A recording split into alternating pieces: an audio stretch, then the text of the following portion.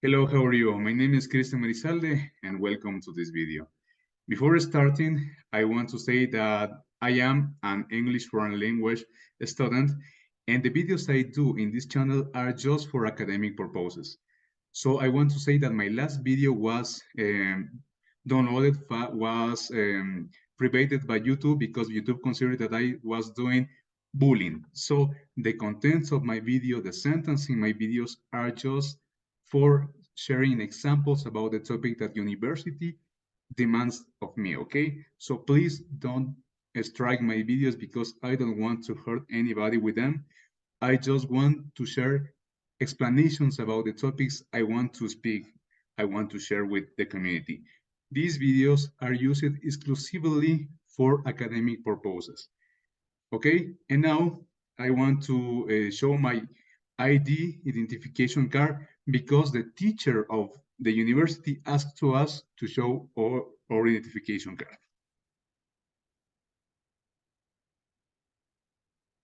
Okay, now after doing that explanation that I think is important because I don't want that my video be striked again, I will share with you the topic for today that is government in context of linguistic. I repeat, government in context of linguistic, not in context of politician, okay?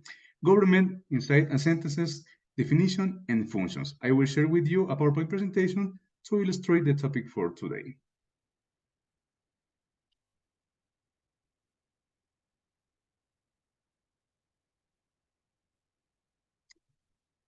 Okay, here we have, as I say, the topic for today is government cases in sentences. In context of linguistics, not in context of politics. I repeat this important information because I don't want that my video be downloaded again. Okay, let's start with the definition. Government in sentences refers to the relationship between words and how words may change within the sentence. Nouns and pronouns may change depending on the place of the sentences that nouns are located. And nouns and pronouns may perform two grammatical functions. Nouns could be objects or nouns could be subjects too. We have three types of cases of government in sentences. The first case is the nominative case, the second is the genitive case, and the third case is accusative case. Okay, let's start with the first case, and I will share with you some sentences to explain in a better way what are the functions and what are the nouns and the verb, and what is the function of each one of the parts inside the sentence. Okay, nominative case occurs when noun or pronoun is the subject of the verb and answers the question of who is doing the action. Okay, let's check the example. We have here, Steve drives fast tonight. In the nominative case, the noun is the subject. So we have here, that is Steve. Drive is the verb, fast tonight. So if we apply what the word say is answer the question of what is doing the noun. So if we ask who is driving fast tonight, the answer is Steve. Okay, let's check the next example. We have here Steve, that is a noun, and this example we have he, that is a pronoun of in this case Steve, of a man. He played golf yesterday. If we ask, we say, who played golf yesterday? In this case, is he. The third example, Alice and John use the telescope. In this case, we have two nouns, and that is Alice and John. The verb is use, and the complement is the telescope. So if we do this in a question is, who used the telescope? In this case is Alice and John. And the other example, the cat jumps the fence. The noun could be things, animals, cities, people, etc. So we have here an animal, the cat jumps the fence. If we make this a question, it will be who jumps the fence? And the answer will be the cat.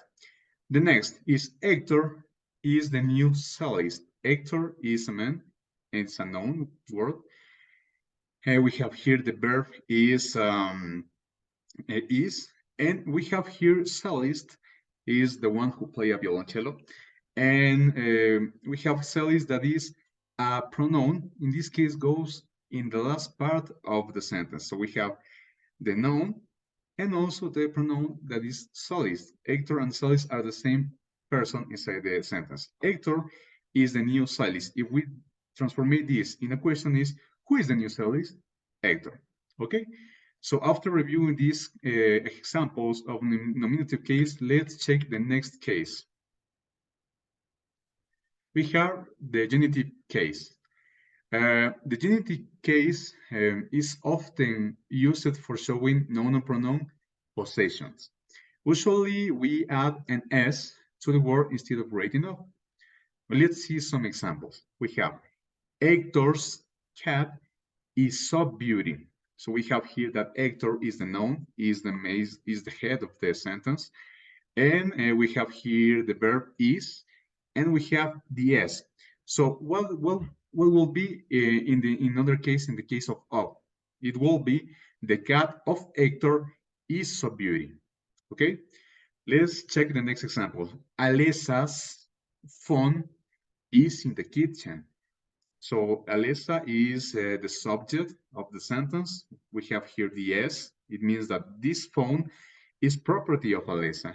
And the verb is in the kitchen. If we turn in the of form, we say that phone of Alessa is in the kitchen. In the next example, we have here her, okay, that belongs to Alessa, to a woman. Her task was wrong. Sometimes this pronoun of possess could be in the beginning of the sentence, like this case. So we have here, her task was wrong. If we turn this sentence, will be the task of she, well, it's wrong, but it could be like that. The task of she was wrong. Okay, let's with the next example.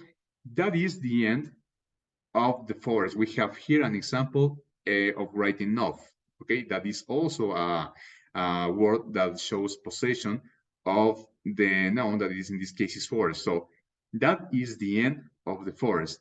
In the other form of S with apostrophe will be that is the forest end. Okay. We have the next example. We have here the students' skills are terrible. So here we have a question. Why we don't put the students with another S at the end? Because this is a plural word. So one of the rules of the use of the ES for showing possession is that when we have a noun or a noun in plural form, we don't put another S at the end. We just put students and the apostrophe, okay? So remember, when we have plural, we just put the S. For example, I don't know, the trees place, for example, or the rivers fishes. So we don't put the rivers, just with apostrophe at the end of the S when it's in plural form. Okay, now let's check in the accusative case. This accusative case is used to show the relationship of a direct object to the verb. The direct object in this case is the noun or pronoun. The noun is often affected by the action of the verb action.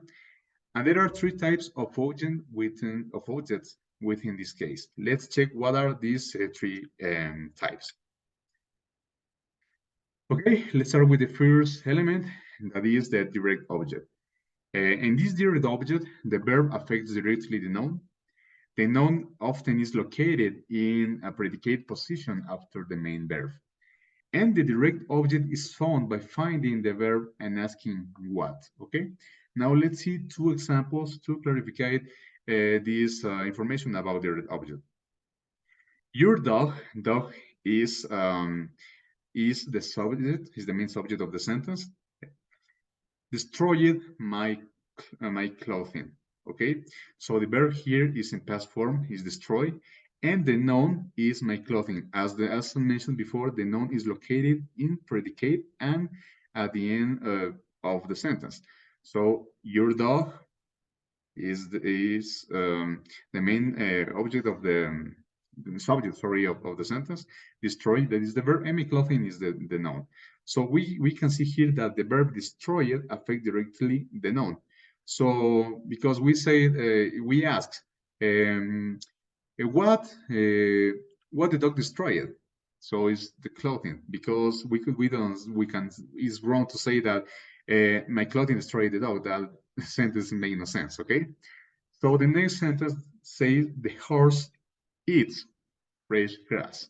So we have horse, that is the the subject, sorry, of the sentence. Eats, that is the verb. Fresh grass. Grass is the noun that is affected directly for the verb.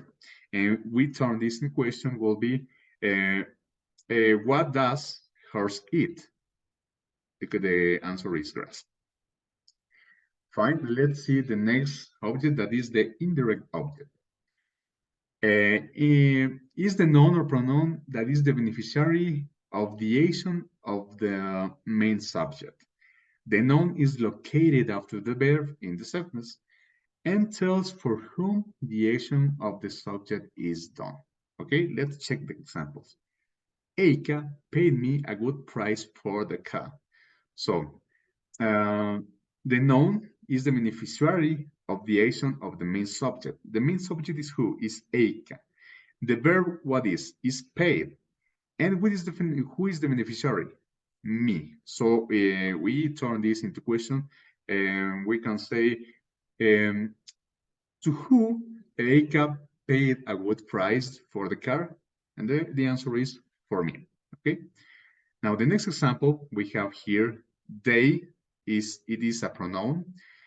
Is beneficiary of the action. That action is gave, and Carlos could be the noun that benefits about the action of the main subject of the sentence.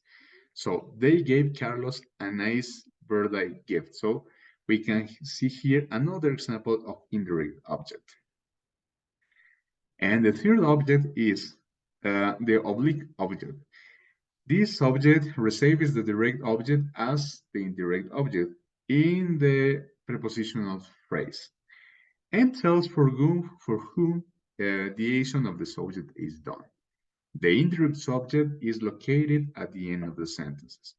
Okay, let's check the first sentence. Is exactly the same, sorry, exactly the same example of indirect object. We say they gave Carlos a nice birthday gift. In the oblique object, these terms, they gave a nice birthday gift to Carlos. So we have here as an indirect object that the noun is a beneficiary of the main subject, that is they. We have here the verb gave, but it's located at the end of the sentence. So they gave a nice birthday gift to Carlos in the oblique object, while in the indirect object we have they gave Carlos a nice gift. So that is the main difference to know what of the objects are. Okay, now let's take another example. We have here the boss buy a new computer to Erica. Who buy or to who buy a new computer? The boss? The answer is Erica. We have here the boss, that is the subject, the head of the sentence. We have here the verb, that is buy, and we have Erica, that is the indirect object, that is at the end, in this case oblique object, that is in the end of the sentence. We have here another example that say I cooked a delicious dinner for my wife. I is the subject. Cooked is the past form of cook, that is the verb of this sentence. And delicious dinner for my wife. Delicious dinner is the complement, and my wife is the oblique object that is at the end of the sentences. So this is very important to understand what is the government function inside the sentences and how the words interact inside the sentences. So I really thank you. I'm really thank you for watching this video. And sorry, I'm a little nervous because I don't want that YouTube strike this video. So please, YouTube, don't strike this video. I am don't doing any wrong in this. I just want to share information about the task of university sends to me. So thank you very much for watching this video and see you the next time. Goodbye.